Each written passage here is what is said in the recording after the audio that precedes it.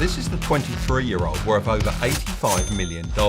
And this is the story of how I spent the day with him and uncovered how he became more successful than 99.9% of men on the planet. But the craziest thing about all of this is I let him take control of the day, so I didn't know what to expect. Good morning. How are you? I'm very well, how are you? I'm very well. I came. Thank you very much. No problem. I can't lie, don't know what the day's holding, as we've said. We're just in one of the best places on this planet. I'm really hoping that we can show how Iman's come from nothing and grown his wealth to where he is today. He's done it in an amazingly short amount of time. That's the hard bit to comprehend, is the time scale. He's 23 years old and worth around about 80+ million. It's quite amazing as we drive along the Palm. When you look at it, you wouldn't actually think that each of these branches was as long as it is, and I'm guessing this is going to be about a mile long. Yeah, it's quite surprising. How are you, sir? Apologies, the place is a bit of a mess. I always use that line. It looks gorgeous. That's stunning, isn't it? Absolutely stunning. Yeah, how long have you owned this property? So this place I'm renting at the moment. Yeah. Finding a place on the Palm is very difficult because It looks sold out, doesn't it? everything's very cheap here. Really? So you'll get like a $10 million house and yeah, everything's just built so poorly.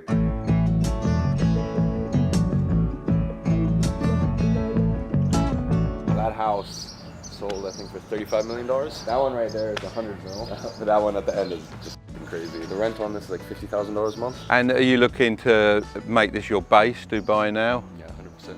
That and South Africa? Yeah, Cape Town. Cape Yeah. Town's the best, bro, I'm telling you. Now, I knew that Iman was doing well, but having a villa on the Palm, well, that's next level. It's one of the most desirable places to live in the world, and he's achieved all of this from very humble beginnings. He's living the life that many people dream about. I was intrigued to know if he still wanted more. You said it was about $50,000 a month to rent. Yeah. Do you begrudge that a little bit? I mean, it is what it is because I'm still only, 6-7 years into having a business. If you're always on a trajectory up, then you always know that you're gonna get to a point where you can upgrade. Like I always tell people, listen, would you still buy that same house if you had $300 million? And they're like, no, I'd buy this house. That's why, for example, it doesn't make sense to spend $10 million on a penthouse in Dubai because there's always gonna be that new penthouse that's nicer. I don't know, I was looking at Phantom. Yeah. So I really wanted to get Phantom, but they're 18 months at the moment to get them spec'd out. So I was looking at what was on the market. They're all very a little bit too old manny. Yeah. You get something like a Lamborghini Urus or something like that. I hate those cars. Really? I mean, I was thinking about getting a wagon as well because that's my favorite car ever. And then I'm thinking about also getting a Maybach. But once again, we're still here only half the year. We travel in and out quite a lot. Even the house, I've had it for 5 months. I've been there for 3 weeks, 2 weeks, something like that. Most people would be over the moon to be living in a multi-million-dollar villa on the Palm, but to Iman, this isn't even scratching the surface of his ambition. He thinks he's destined for more. Maybe he has some kind of superiority complex. So would you walk around with that particularly nice Richard Mille on in London? Axe, when I walk around with an RM in London. We just have to go through things and talk about where we're going and plan it, and if it makes sense then we can wear a watch. If it don't, then we won't wear a watch. Yeah. Simple as that. So we've arrived somewhere. Yeah, we got a little gift. I would have given it to you at the house, but there's a little bit of there's a few options that you can choose from. Just for valet up front here. Simone, I'll message you maybe 90 minutes. Yeah, I'll let you know. That's the other thing. People come to Dubai for shopping. Yeah. Dubai is the worst place on earth for shopping. For some people, it's their heaven, but for me, European shopping, London shopping is the best in the world. Because obviously a lot of the high-profile stores actually have queues outside, don't they? Yeah, I know. That's why you don't need to queue. No. I mean, that sounds bad. Sometimes it depends. It depends on the brand. Iman said he had a surprise for me, and knowing him, it was going to be special. I'm super excited for you to see the rest of this video, but first, I wanted to share something with you that I think could really help you with investing in the long term. Have you heard of Lightyear? It's an investment app that's on a mission to help investors across Europe, and they're kindly sponsoring today's video. One of the things I love about Lightyear is that it's so user-friendly. Even if you're new to investing, you'll find a wealth of data and information on the brands and funds you want to invest in. Another great thing about Lightyear is that it gives you access to over 3,000 stocks and ETFs from all over the world. Lightyear is now available in 20 plus countries throughout Europe, so if you're watching this from a country that spends the pound or euro, it's available to you right now. And if you sign up with my code Tilbury and make your first trade, Lightyear will send you a $10 fractional share of your choice. But let me remind you, investing always carries a risk, and the value of any investment can decrease as well as increase. So be sure to invest wisely and do your research. Now let's get back to this video about Iman. Walking through the mall, I had absolutely no idea where we were going, but Iman seemed to have a plan. Because you guys have been traveling so much, I thought I'd give you a little gift. I'm just here to pick up 3 large cabins. I believe my assistant should have called in. I saw you guys traveling a lot, so I thought, might as well. My pleasure very much. He has the largest hands, I swear to God. I feel like dying. Listen, you guys are gonna have the best luggage in the podcast game. Whoever's bag I'm sitting on. It's like a trunky, isn't it? No, honestly, I just roll around the airport. It's so fun. You're paying half for the suitcase, half for the seat. I've seen him giving away expensive gifts many times on social media, from watches to cold hard cash, but I was still taken aback with his manners and generosity. When he gives you something, he hits the spot every time. It's unbelievable. However, one thing we can't overlook is how much this helps to cultivate his wealthy and kind-hearted image on social media, which is obviously great for business. But are his intentions pure or purely self-serving? I have a lot of cash flow coming in, and I have a lot of resale value and equity in my software companies, and that just went crazy last year. I just made an offer, actually. I made an offer for 2.9 cash on a place in Chelsea, but we'll see.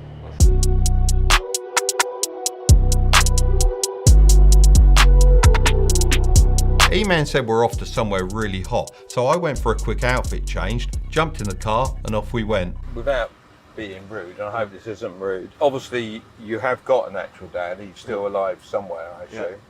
Yeah. Do you know him? Not personally, no. He was alcoholic abusive, so my mom left him when she was pregnant, because then he wasn't just affecting one person, he was affecting 2. For me, it would be weirder, the idea of having a dad than not having a dad. And what I always say is, it's like, for the people that have a father, it's sure they have a dad, but doesn't mean that they're a good role model. By having a father, some of the things he taught me, I would say, have held me back through my life. My dad was very much, you shouldn't borrow, because that was taught from the generations before him, from probably World War II and all the various things that went on. It can be a massive advantage, or it can be a massive disadvantage. If you have a father, you might take on 20%, you might take on 50%, you might take on 80% of their beliefs, and if their beliefs are wrong, then that puts you in a bit of a sticky situation. So yeah, for me, it's of course it's a disadvantage growing up in a single parent household, but you know, but you found advantages within that. Every once in a while it can work. What would you put down your accelerated growth to? I think it's just a lot of life circumstance. I think a lot of it is genetics as well, like just stuff that's natural inbuilt. I think there's a lot of people in my situation who just, no matter what, would not have the same level of stress tolerance, and also wouldn't keep pushing. Becoming successful at whatever you do is, sure, it's difficult, but I think staying in that position is really where legends are made, and that's really where, you know, you earn your stripes and you earn that respect. So I think a lot of people can make it. I don't know a lot of people can stay in that same position and keep that same level of intensity. What I achieved, you wouldn't want to, because you're sacrificing so much. You're basically sacrificing your sanity. Iman says he's genetically gifted with a higher stress tolerance than most, but he is still young, and I can't help but be concerned about the long-term effects of living under these conditions. In my youth, I thought I was invincible too, and after working myself to the bone, I had a serious health scare that shocked me back to reality. I wonder if Iman is heading down a similar path. I'd never call myself British though. No? Nah. So what do you call yourself? Confused. Before I knew it, we'd arrived at our next destination, the desert. You seem to know something I don't. What's going on? Can you tell me what it is, please? I'm not that slow, like you think. Strange vibrations in the room and I can feel it. He already knows he's screwed. Got it. I tell you what, it's hurting my hip actually. I've got to be honest. It's a pretty wide animal. I thought it was meant to be a camel, not an elephant. I'm slightly scared. Here we go. Oh! Well, that's high up. Unbelievable. Look at my eyelashes on my camel. That's got to be one of the prettiest camels in existence. I'm a hurricane, I'm bringing thunder and rain. I'm a hurricane if you get in my way. I'm a Big downhill section coming up. Jeez. That's all right, just getting off.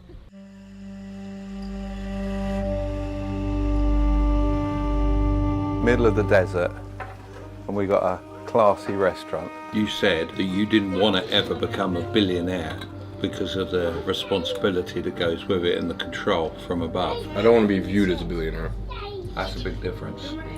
Let's say, for example, in Middle Eastern families, like you put like the top 10 richest people on earth, combine them all times 5, they're still not as rich as the Qataris. But you're not going to find the Qataris on the world's rich list. You know, so like people don't know where the real actual money is. Do you ever feel like you've lived 3 or 4 lives already in your 23 years? Yeah, it doesn't feel like my first life, that's for sure. I'm a little jaded because I've experienced a lot.